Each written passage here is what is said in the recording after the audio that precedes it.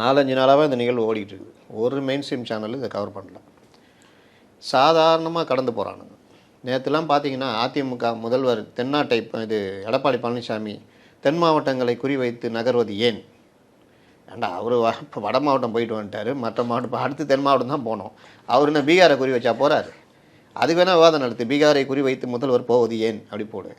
ஒரு தமிழ்நாட்டில் இருக்கிற இடம்லாம் போகிறோன்னா போய் தான் ஆகணும், போகிறாரு. தென் மாவட்டம் அதுக்கு ஒரு 2-3 லகட பாண்டிகள் எல்லா சேனல்லையும் மெயின் ஸ்ட்ரீம் மீடியாவில் இந்த ஒழிஞ்சிக்கிட்டு பேசி அப்புறம் உள்ளது உள்ளபடியா அது இதுன்னு வச்சுக்கிட்டு பேசுகிறாங்களா, இது தான் விவாதம். ஒரே டைப் விவாதம். அப்போ அசைன்மெண்ட்டும் தெரியுதா?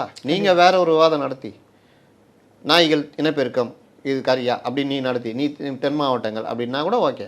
நீங்கள் பாருங்களேன், தலைப்பு மட்டும் மாறும், ஆனால் மூல கருத்து வந்து ஒன்று தான் இருக்கும். அப்போ அசைன்மெண்ட்டில் இயங்குறாங்களா? இதுக்கு எதுக்கு கோட்டு சூட்டு வெள்ளையும் சொல்லியமா தெரியுறீங்கன்ற மாதிரி கோட்டு சூட்டு போட்டு உட்காந்துக்கிட்டு எதுக்கு ஒரு விவாதம்?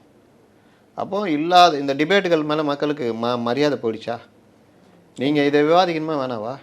அப்போ மக்களுக்கு தெரியும்ல டிஜிபி நியமனன்றது எவ்வளோ முக்கியம். எல்லாருமே என்ன நினைப்பான், பத்திரிகாரனேங்க டிஜிபின்னா என்ன டிஜிபி? அவரும் டிஜிபி தானே, டிஜிபி ஜிவால் போயிட்டார், வெங்கட்ராமன் டிஜிபி தானேங்க வந்திருக்காரு, என்னங்க அப்படின்னு தான் எல்லாம் கேட்பான். அப்போது இந்த விவகாரத்தில் என்னென்ன இந்த வழிகாட்டு முறைகள் உத்தரவுகள் மீறப்படுகிறது அப்படின்றது இப்போ வெளியே வர ஆரம்பிச்சிருக்குது.